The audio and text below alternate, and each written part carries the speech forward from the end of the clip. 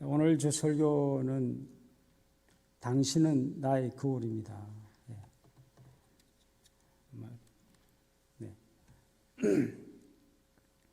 제가 6년 전에 이 제목으로 책을 펴낸 적이 있습니다. 그래서 그때도 이 제목으로 총무해서 설교를 했습니다. 그런데 오늘 이 설교를 맡으면서 이 제목으로 한 번 더 설교를 해야겠구나 하는 생각이 들어서 이 자리에 섰습니다. 오늘 설교를 좀 부담 없이 들어주십사 하는 뜻에서 이야기를 하나 하고 들어가도록 하겠습니다. 인도의 어느 한 선사가 들려준 이야기입니다. 한 조그만 마을에 궁전이 하나 있었는데 이 궁전이 내부 벽이 온통 천장도 거울로 된 궁전이었어요. 여러분도 한번 상상을 해보십시오. 이 궁전이 사람이 들었으면 내 모습이 수많은 모습으로 이렇게 나타나 보인다고 할 때 얼마나 정말 황홀하고 감동적이었을까. 그래서 많은 그 순례객들이 그 궁전을 찾아서 순례하면서 즐겼다고 그럽니다. 그런데 그 동네 마을에 개 한 마리가 석양이 뉘어 질 무렵에 이제 순례객들이 다 아무도 오지 않고 조용할 때 어슬렁어슬렁 그 궁전 문을 들었었습니다.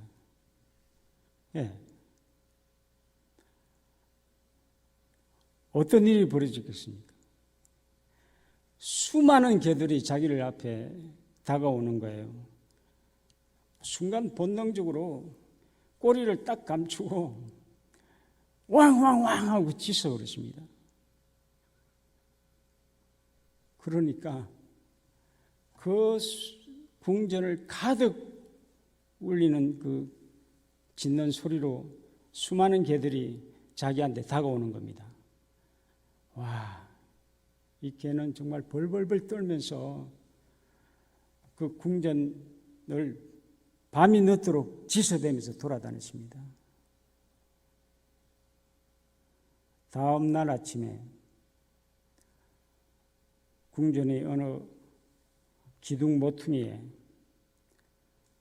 그 개가 식은땀이 축축히 젖은 채로 죽어 있었습니다. 쇼크사였죠. 얼마나 놀랐겠습니까?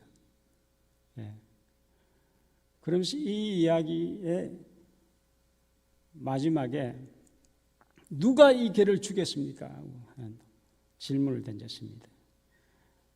누가 이 개를 쇼크사를 하도록 만들었는가?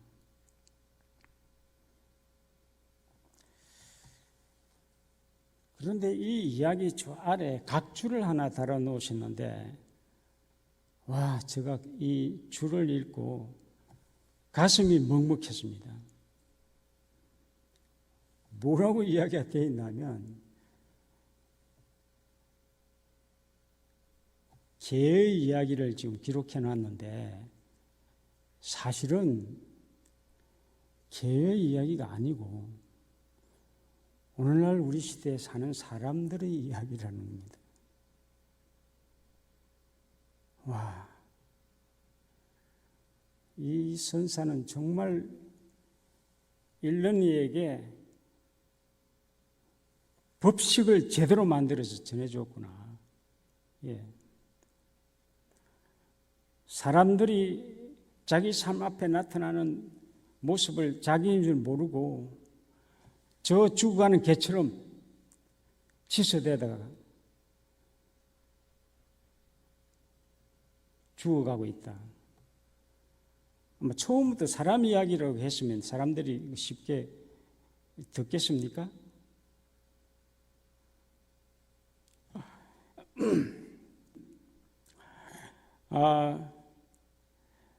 만법을 거울 삼아서 한마음 밝히는 이치를라 하였으니 이것이 무엇인가 하는 어두연목이 있죠. 예. 제가 한 40여 년 전에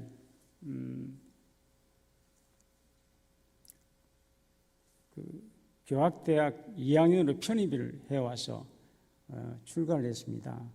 했는데 첫 학기에 교사를 하는데 교수님이 유인물 복사를 해서 한 부석 주셨어요. 근데 이렇게 보니까 수양연구요론이었습니다. 예. 그러면서 대종사님께서 원기 12년 5월에 깨달음을 얻으시고 처음으로 설한 본문인데 이 본문에 뭔가 깊은 뜻이 있지 않겠는가 한번 간직하고 연말을 해보라고 주셨어요. 그런데 그날 제가 그걸 받아들고 첫 페이지를 딱 펴는데 거기에 통만법 명일심이라고 하는 말이 맨 첫 페이지에 표를 기록해 놨단 말이죠. 와, 저 눈에 확 들어왔습니다. 깨달음을 얻으시고 책을 처음 경전을 펴셨는데 그 첫 장에 이 말씀이 있다는 것은 이건 예사로운 일이 아니지 않는가 하는 느낌이 들었습니다. 그때 당시에 대산 상사님께서 저희 학생들한테 수행자의 포켓 초주머니에는 어두거리가 하나씩 들어있어야 된다 하는 이야기를 자주 하셨어요. 아마 기억나실 겁니다. 예. 근데 제가 이제 2학년에 처음 편입해 왔는데 이 어두거리가 쉽게 잡힙니까? 고심했어요. 내 함께하는 동기들은 다 뭐 하나씩 가지고 하는 것 같은데 이거 뭘 해야 하느냐 이게 고민하고 있는데 제가 그날 수업 시간에 딱 펴고 본 그 통만법 명일심을 보고 나도 이것을 화두로 삼아야겠구나 했습니다. 그래서 이것을 지금까지 제가 40년을 품고 있는 화두가 됐는데 얼마 후에 대종경을 보다가 성리품 5장을 보니까 이런 이야기 나왔습니다. 한번 보십시오. 큰 도는 서로 통하여 간격이 없건만은 그랬죠. 사람이 그것을 알지 못함으로 서로 간격을 짓게 되나니 큰 도가 뭡니까? 이런데도죠. 자성, 불성 뭐 다 이렇게도 이야기가 되겠습니다만 간격이 없다고 하셨습니다. 그 성리품 4장에는 큰 도는 원흉에서 유아무가 둘이 아니다. 둘이 아닌 하나의 소식을 이야기하시는데 또 번갈아서 간격이 없다. 그런데 우리 생활은 어떻습니까? 네 편 내 편 나누고 네 사람 내 사람 나누고 이렇게 살고 있단 말이죠. 그런데 그 아래에 누구나 만법을 통하여 한마음 밝히는 이치를 알아 행하면 대원정각을 얻으리라고 했습니다. 와, 내가 이것을 화두로 삼는 것이 정말 잘한 거구나 하는 것이 내면에서 쾌재를 불렀습니다. 제대로 내가 지금 좋은 화두를 가졌구나. 큰 도를 깨달는 데는 만법을 통해 한마음 밝히는 이치를 알아 행하면 되겠구나. 내심에서 아주 깊은 희열이 왔습니다. 이 화두를 가진 것이. 그런데 그 당시 이 만법이라고 하는 것을 주변 분들이 많이 이야기를 하기를 수많은 경전과 또 많은 법문을 듣고 공부를 해가면 어느 날 이 한마음을 밝힐 수 있으리라는 이야기를 해주셨어요. 그래서 이제 더구나 늦게 제가 기숙사 오니까 나이가 제일 많더라고요. 그래서 공부만 막 몰입했습니다. 경전좀 막 계속하고 사경하고, 또 이제 제가 직장 생활을 하고 왔기 때문에 그때 당시에 소니 카세트 테이프, 아주 손안에 딱 들은 녹음기를 아주 고가였습니다. 가지고 왔었어요. 그래서 당시에 총부에 계시는 어른님들이 강의를 참 많이 하셨어요. 그래서 그걸 전부 녹음해가지고 듣고 뜯었고 막 10번 이상씩 들었어요. 2학년, 3학년, 4학년, 더구나 고시까지 지나고 났는데, 이야, 제가 몸이 아파 버렸어요. 되돌아보니까 너무 제가 무식하게 공부한 거예요. 무작정 막 밀어붙였던 것 같아요. 바보처럼 말이죠. 그래가지고 머리가 상기가 되고 가슴이 답답해져 오고 위염이 걸려가지고 막 소화가 안 되고, 곧 이제 교무로 나가야 되는데, 다행히 말이죠, 그때 교무 훈련이 6개월이었습니다. 저기 지금 대학원 거기에 있었는데, 그 6개월 동안 아무것도 안 하고 푹 쉬었어요. 그냥 같이 어슬렁슬렁 따라만 가면 훈련이 진행됐기 때문에, 그렇게 해서 이제 회복해가지고 서울 도남교당 부교무로 갔습니다. 가서 제가 바로 염치도 없었죠. 바로 제가 좀 새로운 세계를 좀 접하고 싶습니다. 그러니까 동국대학교 불교학과 대학원을 가서 좀 한번 공부를 해보고 싶습니다 해서 간청을 드려가지고 그해 바로 입학을 했습니다. 그래서 가서 공부하는 걸 보니까 그때 당시 산스크리트와 파리어라고 하는 이게 원시 경전의 언어예요. 여기에 대해서 많이 관심을 가지고 공부하고 있더라고요. 그래서 교수님들도 수업을 하면서 자주 이 한문으로 된 이 경전을 산스크리트나 또는 파리어로 약간씩 변형해서 조금 설명을 해 주었어요. 그래서 흥미있게 들었는데, 어느 날 깜짝 놀랄 이야기를 하는 거예요. 만법을 범어로 이야기를 하는데, 많은 경전과 법문은 아주 작은 부분이고, 실제 내 눈앞에 나타난 이 일체 현상이 만법이라는 이 해석을 해주는 거예요. 그 소리를 듣고 저 가슴이 뻥 뚫렸습니다. 이 세상이, 내가 마주하는 이 세상이 결국은 뭡니까? 일체 유심주라는 말과 이거 다 연결되죠. 일체가 내 마음이 짓는 것이니까 이것을 거울 삼아서 나를 보는 것이 진정한 공부구나. 그렇게 보고 우리 경전을 보니까 많은 부분에 그것을 드러낸 소식들이 있었어요. 그 예를 하나 드리겠습니다. 수행품 대표적인 예가 이제 수행품 23장입니다. 잘 아시겠지만 그대들 가운데 누가 끊임없이 읽을 수 있는 경전을 발견하였는가, 이렇게 대종사님이 묻고 있죠. 서양 사람들은 사서삼경이나 팔만장경이나 기타 교회의 서식들만 경전인 줄 알고 현실로 나타나 있는 큰 경전을 알지 못하나니 어찌 답답한 일이 아니려. 아마 대종사님 지금도 계신다면 우리들에게 정말 답답하다 하는 이야기를 하실 줄 모르겠습니다. 이 세상이 바로 산 경전이니 나는 그대들에게 많고 번거한 모든 경전을 읽기 전에 먼저 현실로 나타나 있는 큰 경전을 잘 읽도록 부탁하노라.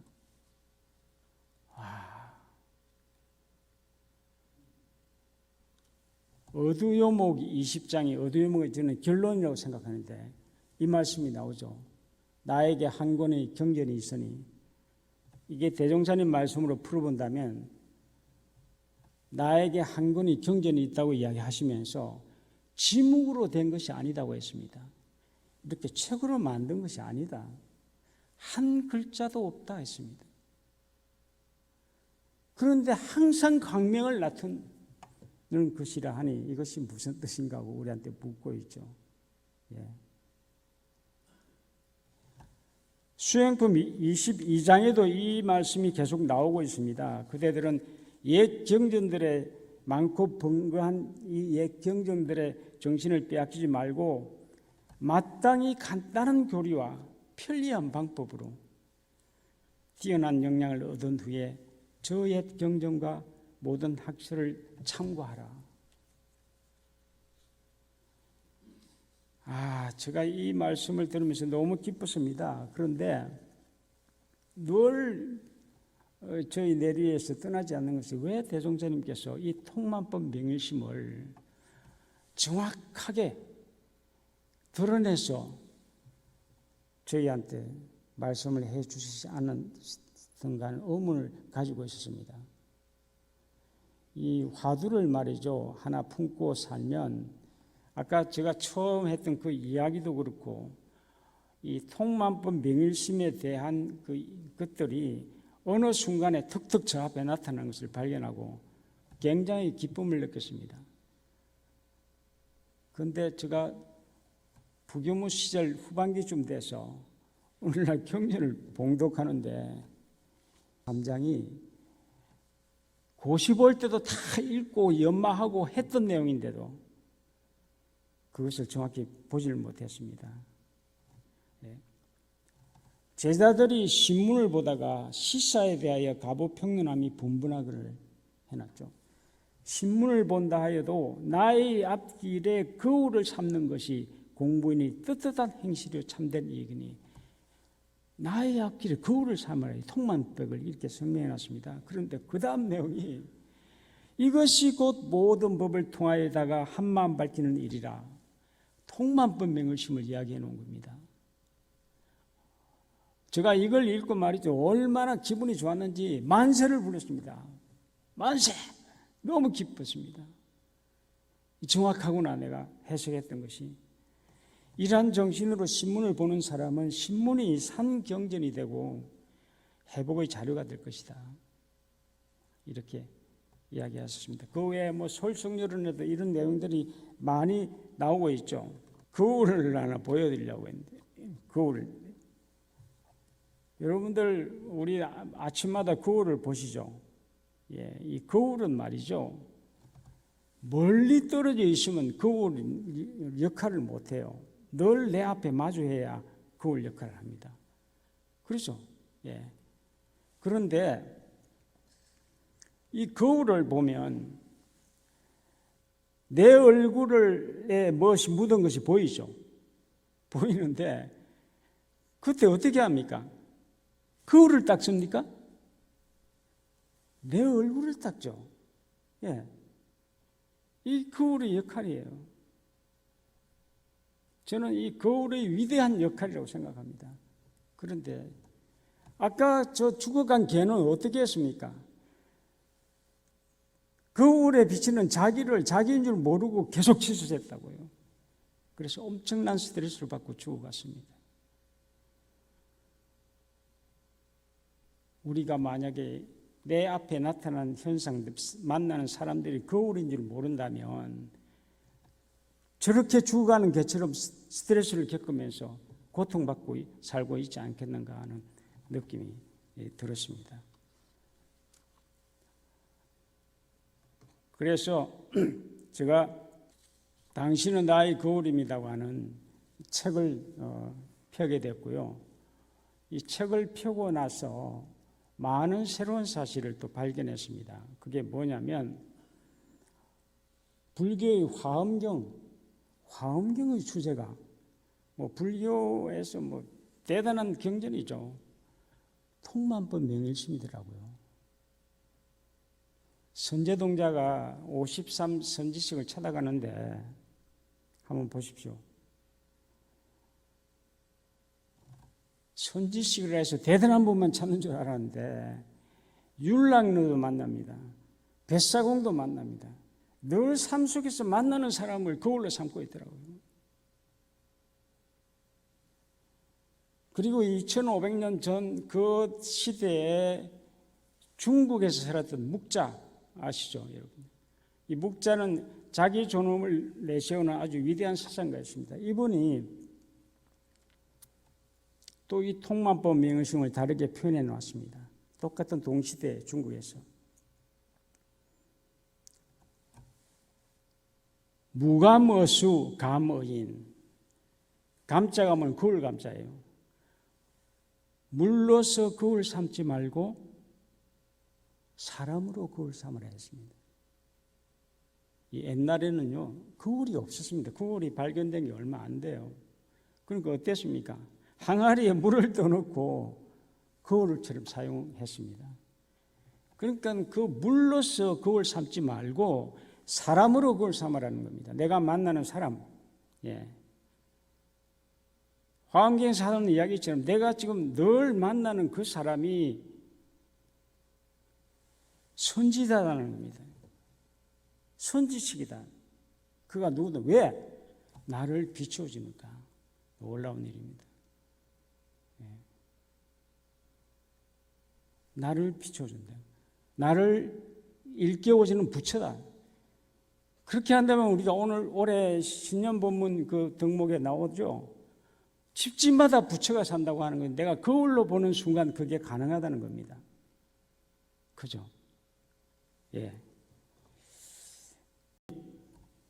그러기에 이제 제가 이것을 정말 재미있게 봤는데, 제가 이제 이 마음 일기를 만들어서 한 18년 전에 디지털 대학 강의를 맡았는데 매년 1000명씩 저 강의를 지금껏 듣고 있습니다. 요즘은 2년 전부터는 한 학기밖에 못하는 500명 정도 하는데, 이 거울 보기를 가르쳐서 일기를 써서 제출하도록 했습니다.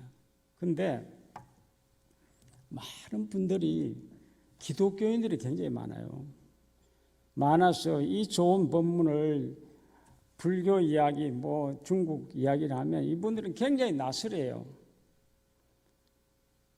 그래서 어느 날 제가 캠프를 하면서 저희 그 회원 중에 교회를 열심히 다니는 친구가 있어서 푸념처럼 이 성경에도 이런 말씀이 없는가 모르겠네 그랬어요. 그랬더니 이 양반이 어떻게 했는지 이건 성경에서 이 내용을 찾아온 거예요. 그게 이겁니다. 성경 잠언 27장 19절에 잠언이라고 하는 것은 옛 선지자들이 귀한 이야기들을 모아놓은 거예요. 아까 그 묵자도 이 무가모수 가모인을 이야기하면서 선대의 그 깨친 분들의 이야기를 전한다는 이야기를 했습니다. 성경에 이렇게 되어 있습니다. 물에 비치면 얼굴이 서로 같은 것 같이 사람들의 마음도 서로 빛이 나니라. 무가모수 가모인보다 훨씬 더 와닿지 않습니까? 현실적으로. 이것이 말이죠. 성경의 히브리어에 기록된 것이 영어로 번역되고 한글로 번역된 겁니다. 수천 년 전의 이야기예요. 수천 년 전에 깨달음 얻은 선각자들이 동서양을 막론하고 똑같은 내용으로 마음을 눈뜨게 하는 길을 전해 오셨는데, 소태산 대용사님도 이 시대를 펴면서 이 통만법 명일심을 가장 귀하게 여기고 내놓으시고 대원정각을 얻으리라고 하셨던 것입니다. 오늘 소개하겠습니다. 이것도 일종의 저희들이 만든 법식인데 김성원 교무님이 지었고 저희가 이제 말을 넣어서 만듭니다. 당신은 나입니다는 노래예요. 이것은 내가 만나는 대상이 거울 하나다는 것을 인식하지 않고서는 안 되기 때문에 이 노래를 만들었는데 한번 다 못하고 불러드리겠습니다. 당신은 나입니다. 모션도 가잖아요. 나는 당신을 사랑합니다. 당신은 나입니다. 나는 당신을 사랑합니다. 나는 당신을 축복합니다. 나는 당신을 신뢰합니다. 나는 당신을 존중합니다. 마지막에 당신은 나입니다. 나는 당신을 찬탄합니다. 박수 쳐줍니다. 당신은 나입니다. 나는 당신을 찬탄합니다. 어떤 느낌이 납니까? 많은 저희 학우들이 길을 가면서 이 노래를 부릅니다. 한 분이 저한테 상담을 노래해 왔는데 사춘기에 있는 아이가 그렇게 나를 힘들게 한다. 이거 어떻게 하면 좋겠도 모르겠다. 그래서 불러서 저의 마음일기를 적으면서 그 마음 거울을 보게 만들었습니다. 어떠냐 했더니 고집이 세대요. 그리고 자기 주장이 강하고 도대체 내 말을 듣질 않습니다. 이거 큰일 났습니다. 그래서 제가 비춰줬죠. 혹시 어머니가 고집 세지 않습니까? 멈칫해요. 자기 주장이 너무 강하지 않습니까? 자기 말만 하고 있지 않습니까? 이분은 그걸 계속 공부하고 있었기 때문에 알아차렸습니다. 그 순간에 자식에 대한 시선이 바뀐 겁니다. 이건 자식의 문제가 아니고 내 문제구나. 그래서 이분이 그 아들을 불러서 마음을 다해 사랑의 눈빛으로 아들은 나입니다. 난 그의 이름을 부르면서 나는 아들을 사랑합니다. 아들은 나입니다. 나는 아들을 사랑합니다. 이렇게 불렀더니 아이가 눈물을 흘리면서 엄마 나도 엄마 사랑해. 고마워요. 이게 뭡니까? 거울의 역할 아닙니까? 여러분들 거울을 보면 말이죠. 거울 한번 봐보십시오. 보면 내가 빵긋 웃으면 거울도 바로 빵긋 웃습니다. 그죠? 근데 짜증을 내? 거울도 바로 짜증을 내요. 예. 이게 통만법 명일심의 위대한 메시지입니다.